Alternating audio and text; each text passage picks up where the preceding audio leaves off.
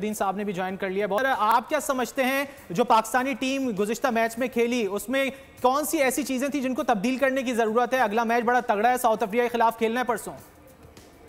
सिर्फ एक चीज तब्दील कर दें, बाबर आजम खुद स्टेप डाउन कर दें और आप देखें कि फर्क नजर आएगा आपको। अदरवाइज वो जो एक फॉर्मूला है आइंस्टाइन का कि अगर आप कोई काम बार बार करें बगैर तब्दीली के और रिजल्ट एक्सपेक्ट करें कि जी नया आएगा तो रिजल्ट नया नहीं आएगा। ये पागलपन की। अब सर ये वर्ल्ड कप के दौरान तो ऐसा नहीं हो सकता ना कि वो स्टेप डाउन कर जाए। सकता है।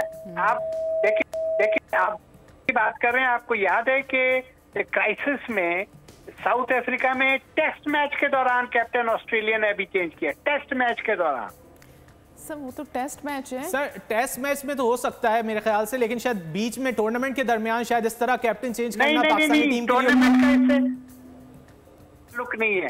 कप्तानी कोई भी करे, इसका आईसीसी से रूल्स में कोई ताल्लुक नहीं है।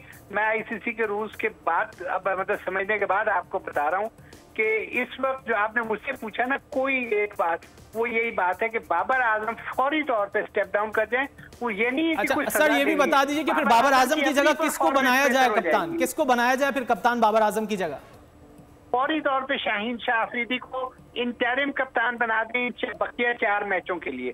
ये मैं ज़का अशरफ से बहुत बदस्त हाथ जोड़ के अपील कर रहा हूँ फॉर मतलब पाकिस्तानी कौम के और जितने भी लोग हैं उनके जज्बात को मद्देनजर रखते हुए कि रहम करें पाकिस्तानी कौम के ऊपर। हम लोग एक वर्ल्ड कप हमारे लिए एक अजाब बन गया है। सब्सक्राइब करें और बेल दबाएं ताकि कोई खबर रह न जाए।